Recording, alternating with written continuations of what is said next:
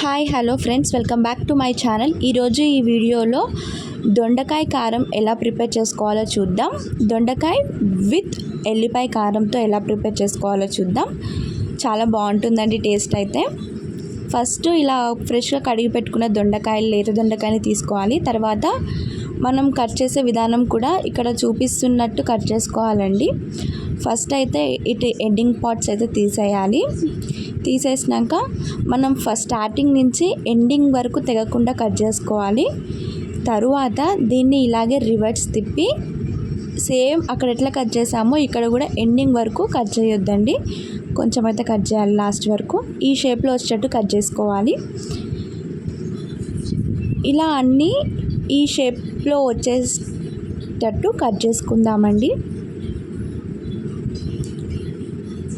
మీలో ఇంకా ఎవరైనా మా ఛానల్ ఫస్ట్ టైం చూస్తున్నట్టయితే ప్లీజ్ సబ్స్క్రైబ్ అవర్ ఛానల్. ఇలా దొండకాయలన్నీ కట్ చేసుకోవాలి. ఇప్పుడు స్టవ్ మీద ప్యాన్ పెట్టుకొని దాంట్లో 4 టేబుల్ స్పూన్స్ ఆయిల్ వేసుకోవాలి.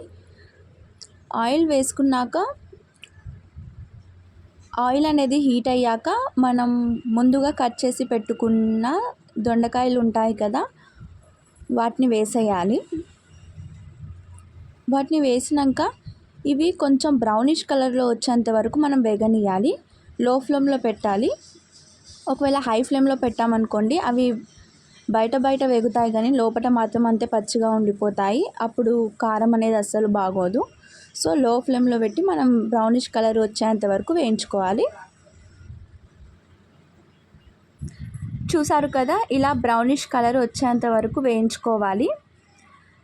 తరువాత దీంట్లో చిటికెడు పసుపు వేసుకోవాలి.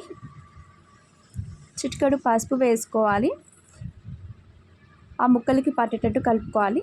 తర్వాత దీంట్లో ఎల్లిపాయ కారం అనేది 2 టేబుల్ స్పూన్స్ వేయాలి. టేస్ట్ అయితే చాలా బాగుంటుందండి. ఎల్లిపాయ కారం వేస్తే టేస్ట్ చాలా బాగుంటుంది. తర్వాత దీంట్లో మనకి టేస్ట్కి సరిపడ సాల్ట్ వేసుకోవాలి. చూడండి ఎంత బాగుందో కారం. అంటే ఇక్కడ ఆయిల్ ఉంది కానీ తర్వాత ఆయిల్ మొత్తం పోతుందండి. ఇష్టం లేని వాళ్ళు కూడా చాలా ఇష్టంగా తింటారండి దొండకాయ ఇలా రెసిపీ చేస్తే. మా వీడియోస్ మీకు నచ్చినట్టయితే please subscribe our channel for more videos. ఒకసారి అయితే ఇలా ట్రై చేసి చూడండి, చాలా బాగుంటుంది రెసిపీ. బాయ్.